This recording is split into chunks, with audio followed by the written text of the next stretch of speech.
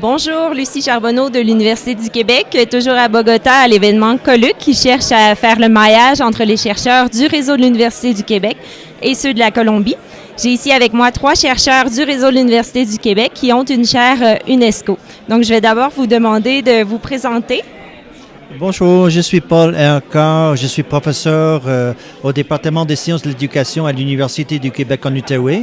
Je suis titulaire de la chaire UNESCO en démocratie, citoyenneté mondiale et éducation transformatoire. Ma collègue et co-titulaire Gina Tézé du LUQAM ne peut pas être présent, mais on est très heureux d'être ici à Bogota. Alors bonjour, je suis Carmen Dionne, je suis professeure au département de psychoéducation à l'Université du Québec à Trois-Rivières et je suis titulaire de la chaire de recherche sur le dépistage et l'évaluation des jeunes enfants. Bonjour, Constanza Camelo, je suis professeure au département des arts et lettres de l'Université du Québec à Chicoutimi. La chaire UNESCO que nous venons tout juste d'obtenir avec ma collègue Elisabeth Kane s'appelle « Transmission culturelle chez les premiers peuples comme dynamique de mieux-être et d'empowerment ». Merci beaucoup à vous 3 d'avoir accepté notre invitation. Alors, je vais d'abord vous demander qu'est-ce que c'est une chaire UNESCO. En quelques mots, comment on peut expliquer ce que ça représente?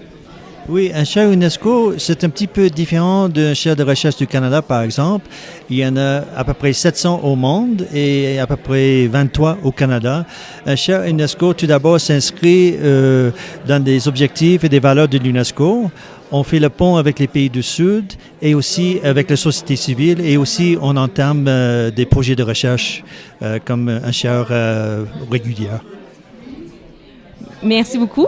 Et d'être ici à Coluc, à Bogota, en Colombie, qu'est-ce que ça vous apporte dans vos travaux? Comment ça fait progresser vos travaux dans votre chaire de recherche? Bon, dans mon cas, comme l'a dit Paul, en effet, les chaires UNESCO cherchent à faire des recherches qui se portent sur toutes les Amériques dans notre cas. Moi, je suis responsable précisément de développement de la recherche du côté de l'Amérique du Sud. Donc, je m'intéresse principalement à ce qui se passe dans le trapèze amazonien. Et donc, en Colombie, évidemment, à Leticia, nous avons un endroit très, très important qui est l'Institut Imani, qui fait partie de l'Université nationale en Colombie. Et puis, c'est avec eux que nous allons développer précisément cette partie de la recherche. Donc pour nous, c'est important d'être ici et puis de consolider en fait le travail que nous faisons avec nos collègues colombiens.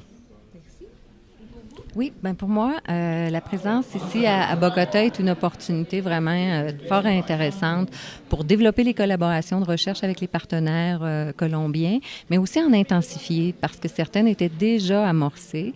Et pour nous, c'est très important de ce partenariat Colombie-Québec. Dans mon secteur, dans le contexte de l'inclusion en milieu préscolaire, c'est important de pouvoir compter sur des expertises qui sont variées et le fait de travailler ensemble nous permet d'expérimenter un large spectre de solutions possibles. Merci. Et pour vous?